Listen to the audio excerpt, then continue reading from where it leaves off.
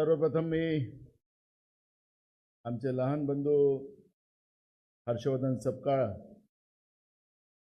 यांना प्रदेश अध्यक्षाच्या मनापासून शुभेच्छा देतो आणि माझा भार त्यांच्यावर मी टाकला। आज त्यांनी माझा भार त्यांच्याकडे सोपवत असताना मला अत्यानंद होत होता की तळागाळात काम करणारा काँग्रेस पक्षाचा कार्यकर्ता माझ्यासारखा ओपन सुद्धा प्रदेशाध्यक्ष होऊ शकतो। काल प्रदेशाध्यक्ष होतो, आता माझा सगळेजण उल्लेख करतात माजी अध्यक्ष, पण काँग्रेसचा कार्यकर्ता म्हटलं की त्याला माजी शब्द लागत नाही आणि म्हणून कार्यकर्ता हा सगळ्यात श्रेष्ठ असतो। आणि मला अत्यानंद आहे की गेले 4 वर्ष आपल्या सगळ्यांच्या सहकार्याने महाराष्ट्रामध्ये काँग्रेस पक्षाला एका विपरीत परिस्थितीमध्ये उभारी देण्याचं काम, संघटनात्मक ताकद देण्याचं काम तुमच्या सगळ्यांच्या सोबत करताना मला आनंद झाला। मी प्रत्येक जिल्ह्यात, तालुक्यात, गावात पोहोचलो आणि सगळ्यांनी भरभरून जे काँग्रेस पक्षावर प्रेम करणारे लोकांनी आम्हा सगळ्यांना सहकार्य केलं, त्याबद्दल मी तुमचं सुद्धा या कार्यक्रमाच्या निमित्तानं मी आभार व्यक्त करतो। तर हर्षवर्धन साहेब जे आता अध्यक्ष झालेत, मी आज टिळक भवनला गेलो, सगळीकडे चांगले हार वगैरे व्यवस्थित बिल्डिंगला लावलेत। मला त्या काळात हार लावता आले नव्हते, त्यांची बिल्डिंग पडायला आली होती। आता एक मजबूत बिल्डिंग आपल्याला दिली हर्षवर्धन आम्ही पक्षाची, मजबूत भिंती पण आहेत आणि आम्ही तुमच्या सोबत आहोत, ताकदीने आम्ही तुमच्या सोबत राहू।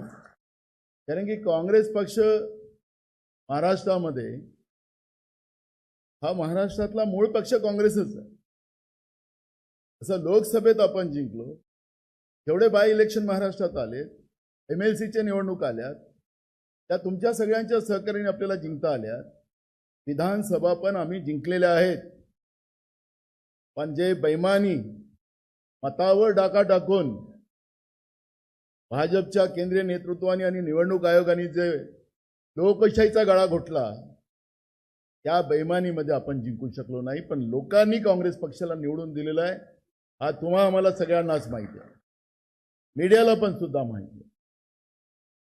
अनेक आता आम्ही विधानसभेत काम करतो, जेव्हा विधानसभेत आम्ही पाहतो विरोधकांना आम्ही जेव्हा म्हणतो की तुमचेच आमदार चिमट्या घेऊन बघतात की मी 1 लाख मतांनी कसं निवडून आलो, गावात लोक हकलत होते, आम्हाला बूथ लागत नव्हते, त्यांचे लोक त्यांचे बूथ लावायला तयार नव्हते, त्यांच्या लोकांना येऊ देत नव्हते, तरी सुद्धा त्या गावामध्ये मतदान त्यांना सगळ्या आपल्या उमेदवारापेक्षा जास्त नाही। सगळा रिपोर्ट होता की 80 ते 85 जागा ह्या काँग्रेस पक्षाच्या निवडून येणार आणि 80 ते 85 जागा काँग्रेस पक्षाच्या निवडून येत असताना भाजप 50-60 जागा, सगळ्यात मोठा पक्ष हा काँग्रेस पक्ष राहील, अशा पद्धतीचं सगळं समीकरण होतं। पण काउंटिंगच्या दिवशी आपण पाहिलं की आपण त्या ठिकाणी आपल्याला कसं हरवलं गेलं आणि आपण EVM वर आरोप नाही केला। मीडियाच्या माध्यमातून ज्या पद्धतीनं अफवा टाकल्या जातात, आम्ही EVM वर आरोप नाही केला। आम्ही सांगितलं की आमच्या राज्यात वाढलेलं मतदान, जेवढी प्रौढांची संख्या नाही, ज्याला मतदानाचा अधिकार असतो तेवढी संख्या महाराष्ट्रात नाही, त्याच्यापेक्षा जास्त हे मतं आले कुठून? निवडणूक आयोग म्हणतो आमच्याजवळ डाटा नाही।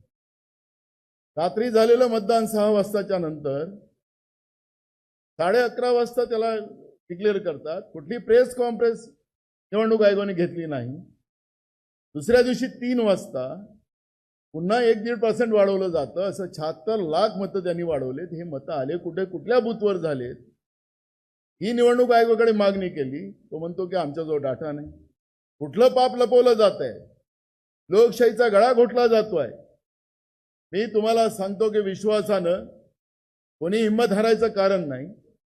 महाराष्ट्राची जनता ही काँग्रेसच्या सोबत आहे, हे चालत राहणार आहे। ह्या सगळ्या घटना अफवा उडवल्या जाणार आहे, काही नेते पळायला लागलेले आहेत, पळू द्या, काही अडचण पडत नाही।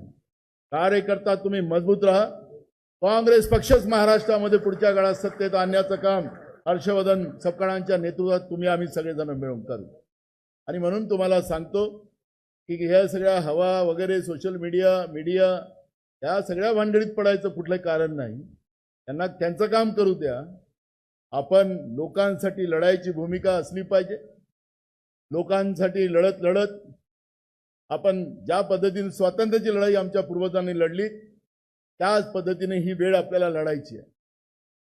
आणि ही लढाई आपण महाराष्ट्रामध्येच जिंकू. कारण की आपण एक ठरवलं होतं त्या काळामध्ये की त्या काळामध्ये आपण असं ठरवलं होतं की सगळ्यात जास्त खासदार राहुलजीला देशाचा प्रधानमंत्री बनवण्यासाठी महाराष्ट्रातूनच आपण पाठवू.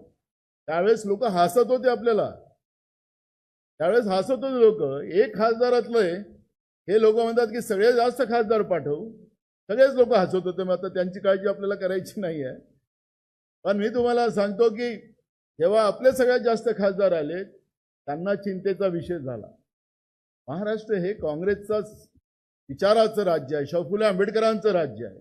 छत्रपती शिवाजी महाराजांचं राज्य आहे. हे यांनी किती आमच्या छत्रपतीचा इतिहास बदलवण्याचा प्रयत्न केला.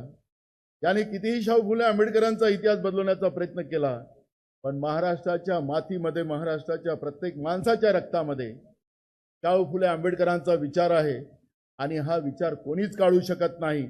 RSS आणि भाजपने किती प्रयत्न केला त्याचा कुठलाही फरक महाराष्ट्राच्या जनतेवर पडत नाही. पण एक गोष्ट कार्यकर्त्यांनी आणि नेत्यांनी डोक्यात ठेवली पाहिजे की कुठल्याही जे मिसअंडरस्टँडिंग जे पसरवलं जातं, चुकीच्या बातम्या पसरवल्या जातात, त्या बातम्यांच्या मध्ये कोणी फसू नका. एवढाच माझा एक प्रेमाचा सल्ला आपल्या लोकांना आहे. आजचा दिवस म्हणजे पुढे काही लोक काळजी करतात कसं होईल. अनेकांना ते सांगतो कसं काही होणार नाही, चांगलंच होणार. इतकं चांगलं होणार आहे त्याचा अंदाज त्या भाजपलाही नाही आणि त्यांच्या सोबत्यांना पण नाही. सगळ्यात जास्त मोठा पक्ष म्हणून काँग्रेसच पुढच्या काळामध्ये महाराष्ट्रामध्ये सत्तेत येईल. आणि आपण सगळेजण मिळून आपले हर्षवर्धन सपकाळ साहेबांच्या नेतृत्वात आपण सगळेजण महाराष्ट्र ताकदीनं उभा करण्याचा संकल्प या कार्यक्रमाच्या निमित्तानं आपण सगळेजण करूया. मी थोडीशी विनंती केलेली आहे. मला थोडं बाहेर जायचं आहे. मी थोडंसं 4 वाजताचं विमान आहे. तर मीडियावाले काय लावतात ते पुंगी लावून देतील पुन्हा. आना पाठवले चालला गेला येथून उठून. आमच्या बाबाबद्दल नाराजी लावून टाकतात. ते म्हणते बाबा नाराज आहे. तर कोणी नाराज नाही. त्याच्यामुळे तुम्हाला मी सांगतो मीडियाचं आणि गोदी मीडिया आपलं कधीच चांगलं बघणार नाही. कधीच चांगलं बघणार नाही. गोदी मीडियाच्या चक्करमध्ये कोणी जाऊ नका. वास्तविकता तुम्हाला लोकांच्या मनातली माहिती आहे. त्यामुळे गोदी मीडियाच्या चक्करमध्ये कोणी जाऊ नका. आपण एकजुटीनं सगळेजण मिळून या महाराष्ट्राला पुन्हा काँग्रेसमय करण्याचा संकल्प या कार्यक्रमाच्या निमित्तानं मी या ठिकाणी ठेवतोय. आणि पुन्हा हर्षवर्धन सपकाळ साहेबांना मनापासून शुभेच्छा देतो आणि माझे 2 शब्द पूर्ण करतो. धन्यवाद.